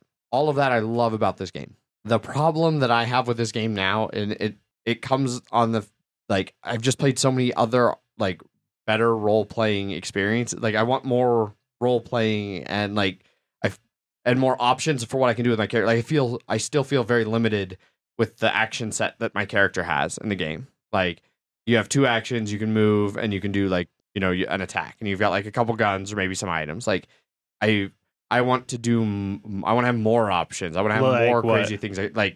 Basically what I'm saying is at this point, this Imperial Assault at this point makes me want to play a Star Wars pen and paper RPG where I can do a whole bunch of different shit and really have a character that I can really customize and really go bonkers and really have a DM style player who can make really cool, interesting missions and have this, but more expanded, deeper. This feels like a good intro to that. And so in theory, I love it. It brings all these things to the table, but realistically lately, when I'm playing it, I'm just I want to, now I just want to play a Star Wars role playing, pen and paper role playing game. Well, West End went out of business in '99, so I mean, there's Fantasy Flight has Star Wars Destiny. That's true, or not Destiny. They do have modern RPG systems. Yeah, they do have one. Yeah, there are some something forces or whatever. 6 hours rolling a new character, getting it just like you. Oh, Death Star, boom. Dead. Yep. Well, hopefully a good DM wouldn't do that to you. I would do it to you at least once, just to see me rip my hair out. Yes. Yeah. Reroll. Fine, I'll be his identical brother. Nope, you racist that. That was your homeworld. There's no one else alive. No one's named like that in the entire galaxy. Nope. But yeah, so I do think it's a really good game. I think they really nailed what they were trying to do, and I wish that I had gotten it to the table back then, because back then I wasn't nearly as interested in like pen and paper role playing type stuff to where it makes me want to do that instead of what I'm doing. Yeah. So while playing the game, you're just like, I just want to play this, and like you would just rather. He wants to play RPG. as an RPG, right? Yeah, Yes. which it's not. No, it's so not. that's where you can get frustrated. Okay, Yeah. got it. Like, because it's just like, like I wish I could do more than like just my simple basic attack even. Like I wish that I had more options for what I can do with my character for even just like basic attacks. Like I'd be fine playing like, you know, 4th edition D&D that's very combat oriented. Like that's less role play and more combat. Like why have we not played that again yet? I don't Thanks, know. Adrian. I don't know. All right, continue. You know, I'd be fine with something like that. Like I don't need the really in-depth role play. I just want the combat to be deeper than it is with basic movements, basic attacks. Like I want more options. I want more stuff. Need more flair. More flair. Yeah. I don't have enough pieces of flair. But yeah, Jeff, what about you? What are your final thoughts? This is as someone that has bought and owned Descent 2nd edition for quite some time. This is pretty much the same as that, but Star Wars, which is probably why there's not so much flair in it. Right. It's been sort of the same dungeon crawler since Descent 1st edition. Yeah, Very similar. I think second edition added the campaign. A more branching campaign, but there was a very similar campaign structure in the 1st edition. But it had that sweet Imperial Twilight Imperium sized box. Yes, oh god, it did, didn't it? The good old coffin. Yeah. Yep. I really like it a lot. I'm glad I'm playing it more now. I used to not like it very much because I was just like, meh, whatever. But now I'll just go play Warhammer. yeah, kind of. I mean, this came out in 2014. That's pretty different. I know. Yeah. I don't know. It's hard to say anything different than what everyone else has already said. I look forward to playing it more. I like it with the Overlord. I like that the Overlord is very different in this, where the Overlord wants to also win, where he's just a player trying to be out there and winning, instead of like making it a good time a la Mansions of Madness, where it's sort of just like, I'm going to ruin all of you unless I let up a little bit. Yeah. Yes. Which I think think that's why I liked it going to fully co-op, because like you always like if I felt bad when I was doing it, and also like for Agent. This painting off the wall is going to eat you. Yeah. And it's just like I'm like I mean you could just I like that he can go full force in this. Yeah. So it's not fucking go. Yeah. They did reprint, I think, literally everything recently for this game when the app came out. Oh, I'm sure, yeah. They did a huge wave of all the old stuff, all the way to the new stuff. And they're still releasing new things for it. Not sure what they have coming down the road. I know they just released a Thrawn expansion. Oh, yeah. Like Thrawn. Yeah, there's a lot of cool stuff in this game, and I am looking forward to seeing some more of it. Gotcha. But I have been enjoying it a lot more since back in the day when it first came out, which was 4 years ago. So, do you feel any need to play an RPG in this while playing? No, I'm just curious. It's it's a dungeon crawler. Yeah. This is what I need out of my dungeon crawlers. Okay. I don't need them to have the flair and expanse of the mechanics. I think I get enough out of the strategy and tactical thinking in this to sustain me without needing 5 different attack options. Or then it's just going to become 4th edition D&D. Right. Would you recommend the game if, say, no one wanted to be the Overlord and they only wanted to do the app? Like they just want to do it just as co-op? For $90? No. Okay. All right. Until the app gets some like major content additions, like it's a fun time through, and I really hope they do more with the app. But for the $90 price tag on this, like not for the app alone. Okay, all right, it's expensive. Yes, you're not wrong. Right on. Ant, what are your final thoughts on Imperial Assault? So like I said, I keep buying this game. I wish someone else was more into it than me, so I don't have to spend the money on it. But the minis are pretty good. I am going to eventually paint everything, which would also make it really nice, but I feel like we're probably going to play through everything before I paint it. I have a big queue. Of many, many things. Of many, many things. I tried to get this to the table a long time ago and it didn't work out well. And then we played the app and I really liked the app and I felt tension in the app and I thought it was great. I also agree that I don't think that people should buy $100 game to play the app version. That is a mistake. Yeah. I mean, I bought it for $50 on sale. So $50 game plus the app is still probably a mistake. I don't know if I would even suggest that just to play the app mission. If you're never going to play one versus many, it's quite restrictive. Because the app is maybe like 3 sessions. You can finish it in like a solid day of drinking. Yeah. Yeah. If you had a full day of fare. Day of drinking. We're familiar enough with the game. Yeah. I do think the app is a really good addition to the game. Yes. But I don't think you should ever buy the game for the app. I feel every time an expansion comes out, I'm really excited, but I'm also kind of upset that every mini that you actually want is an add-on. And for $10 to $20 a mini, it's also kind of not that worth it. The minis are good, but they're not $20 a mini good. Would you ever get an expansion and not get the mini? Why? What? I mean, I know. Are you telling me not to buy Boba Fett? I know you would get that. I'm just saying, like, the expansions, you feel like they were worth it if you didn't get the mini, or most people could buy an expansion without buying the minis, but why? Okay. I mean, are you really going to buy a Star Wars game and not have a mini for Darth Vader or Boba Fett? I mean, I will say that it is a little annoying because at least with Gloomhaven, like the cardboard pieces stand up, like these are just down on the floor. So I think having the mini versus that would be it. I think I would be more upset if they were stand up cardboard tokens, because then I would just be like, well, now there should be a mini there. Okay. I think the chits, I feel like the chits, the quality of the content is pretty good. Okay.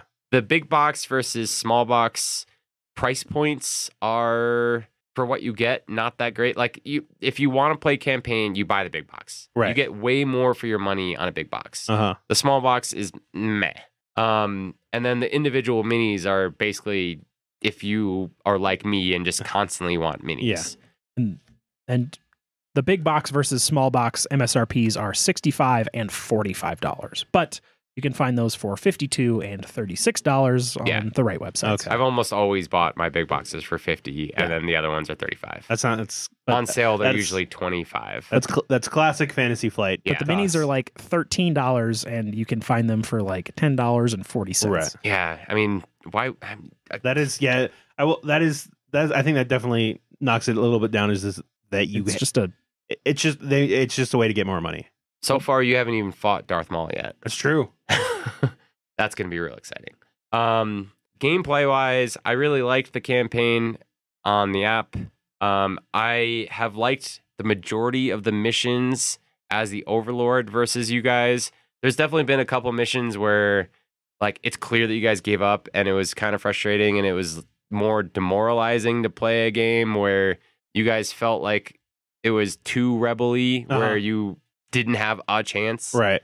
I mean, there definitely gets that feel out of it, but like without you guys having all the information, it was kind of hard. And there's also been other missions where, like the very last one we did, you guys just completely curb stomped everyone I had, and I had nothing to do, and I'm like just waiting for you guys to blow up everything. Yeah, I could see that. Did those give you threat fires? No, they didn't. That's a little weird. I feel like those probably should have given you something, because the last time that fucking cruise did. So without specifically saying what mission it was, there was things that you had to destroy, and there was another mission we played where after you destroyed each one, it gave me threat. Yeah. This one was after you destroyed the second one, that one champion came out. Yeah. And that was it. Yep. And I you guys destroyed so much in one turn that I was just like on the back burner trying to struggle through. Yeah. Yeah. Which I think there's an email that addresses a little bit of this. So, but there is definitely a swinginess to it, and I feel like just because it gets swingy, it doesn't mean the outcome is set.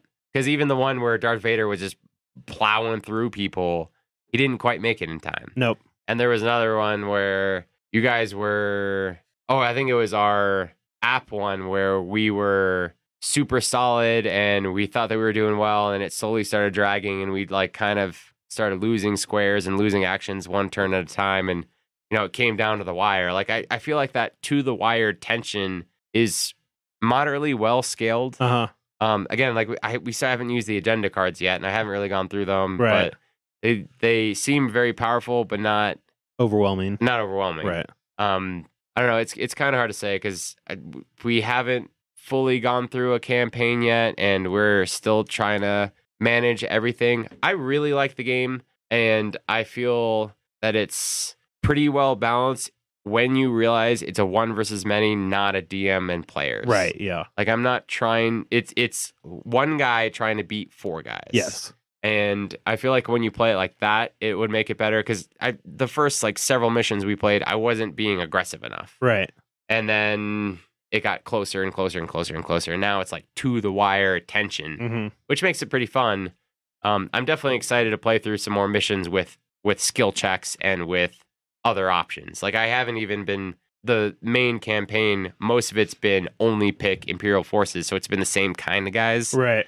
I haven't got any options to pick any heroes or, super villains. Yeah. I haven't been able to pick, like, I would love to throw the ranker down in the middle of a mission and just see what happens. That would be interesting. Yeah, it would. Yeah. I'm definitely excited to see more about it. It's just the price point is a little rough, but so far it's been great. Do you feel exhausted at all from playing the Overlord? Like, do you feel like you'd want to play at a Rebel at some point, and do you feel like you could continue to do the Overlord campaign after campaign? I feel like the benefit of being the Overlord is not the same as being a D&D and Dungeons and Dragons because I can tailor things. I'm kind of reacting and trying to surprise you guys with stuff. Again, you guys are like, my character, my hero is not tailored enough. I feel like it's kind of similar on my end too, where you guys are playing like kind of set missions with the same kind of people. Although my guys don't upgrade, right? And your guys do. True. I like being the Overlord, but I would probably enjoy being a hero more. I don't know if that's going to change with more options available on later missions. Or as the campaign moves on and the campaign missions become more interesting. Yeah, I feel like the base set was, pretty straightforward. Gotcha. And the other, I've skimmed through the other ones and I've just looked at even the mission sheets and they look just way more entertaining. But we've played some really enjoyable missions. Just some of them are kind of bland. Yeah. From my perspective. Right on. Well, that wraps up the main part of the review. If you are interested in picking up Imperial Assault, you can still do so. It is available pretty much everywhere online for almost $90. So, yeah, you can do so in $80 to $90 if you want to pick yourself up a copy of Imperial Assault, and then you'll probably be spending even more money buying all of the add-ons and minis, accoutrement, everything that goes with it, all the way up to what did you say the all-in price was? Like over $1,000. $1,045. Yeah. So a lot of those are blister packs of like a miniature, correct, which come with extra cards and stuff. The miniatures also come with a side mission and a skirmish mission. And agenda cards for the Overlord. And a couple little miscellaneous cards. Yeah. So there's more than just the mini. Yeah. But it's basically just the mini, though. Some content. Yeah. And the skirmishes exactly are just like little missions. No, it's just, you just get... It's the like, one-on-one. It's one-on-one, you make an army, and then you fight. Oh, gotcha. Yeah. Yes. Okay. I gotcha. To use in the skirmish mode. Okay.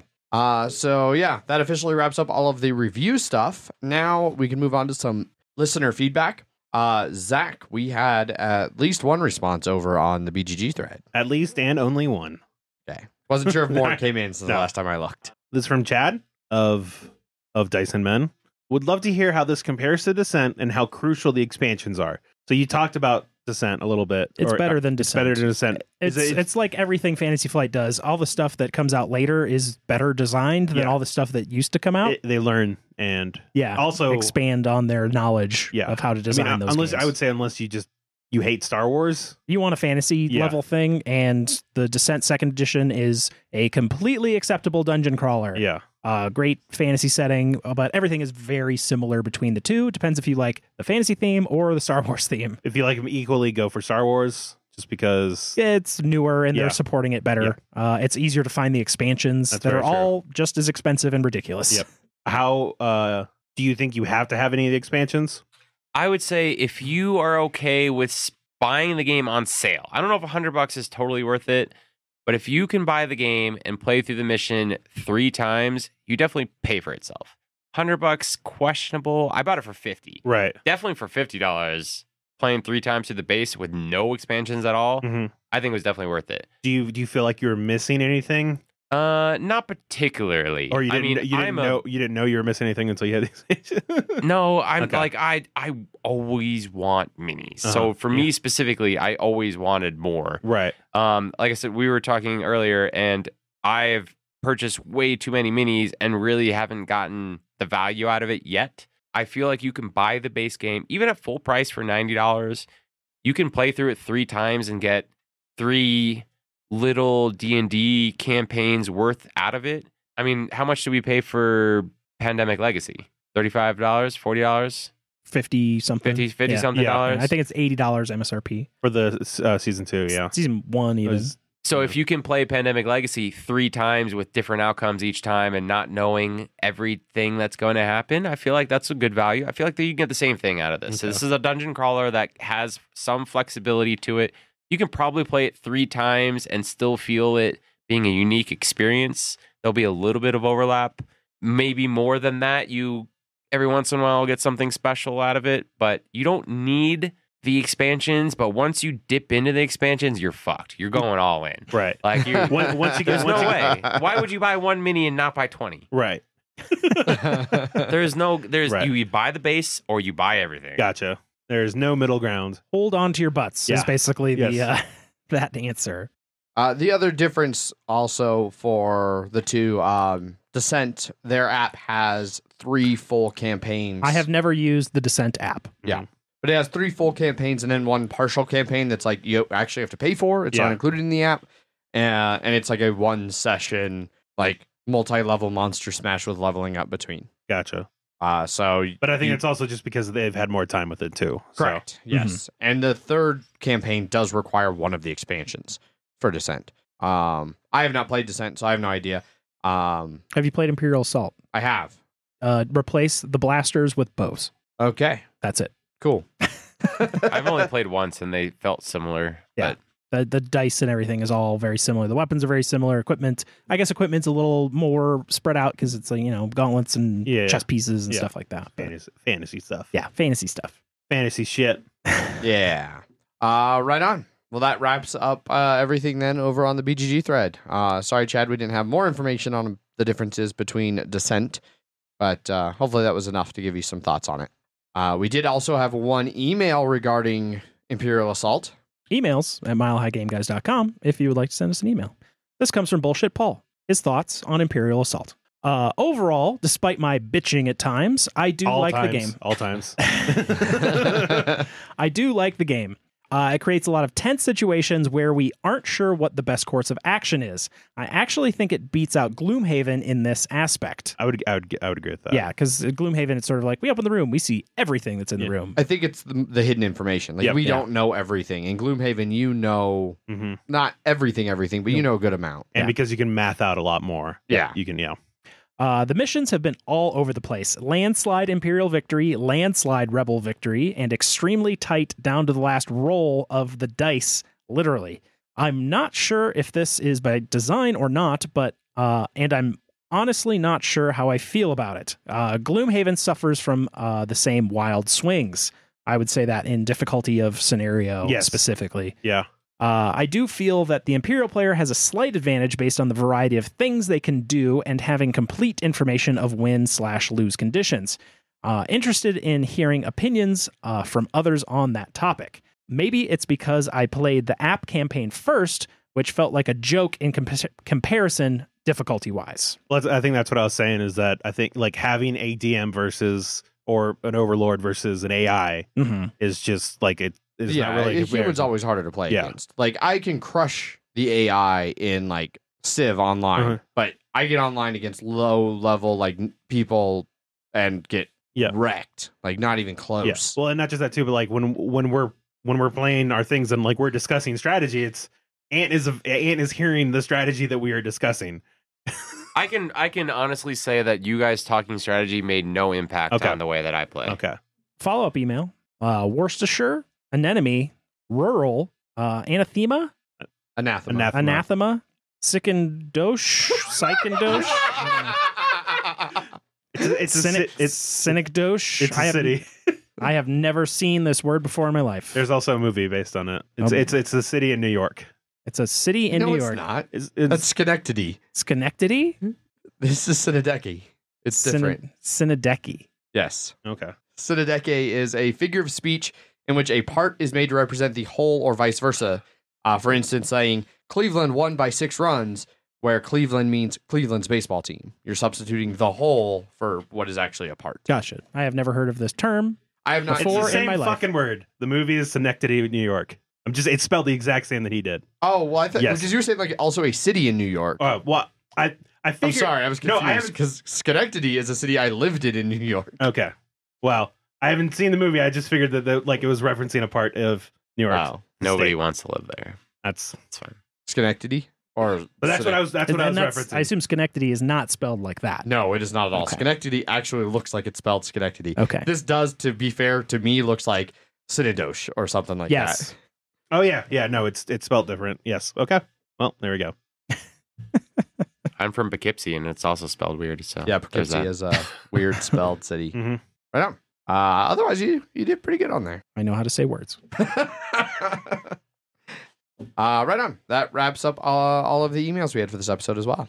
If anybody would like to get a hold of us, they can do so in a variety of ways. You can always send us an email. Emails at milehighgameguys.com. You can jump over to BGG and join our guild number 2731. You can find us on Facebook and Instagram /milehighgameguys.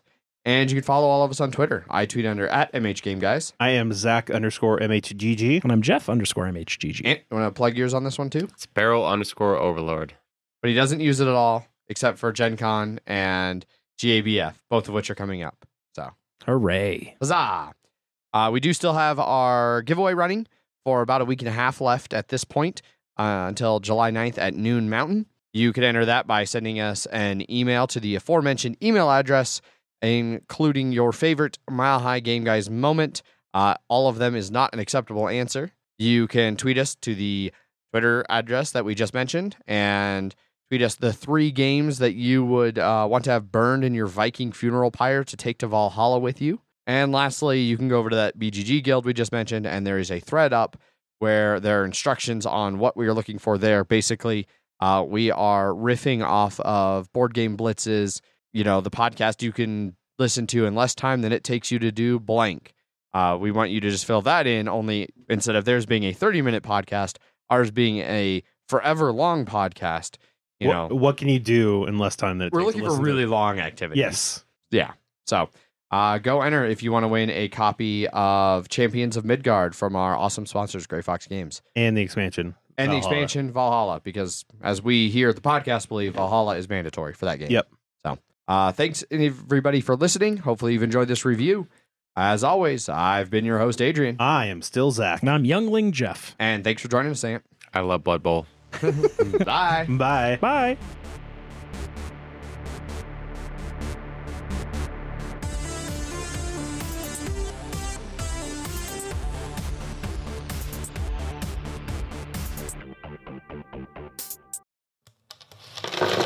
Punchboard Media, where we all bring something to the table. Pull up a chair at punchboardmedia.com.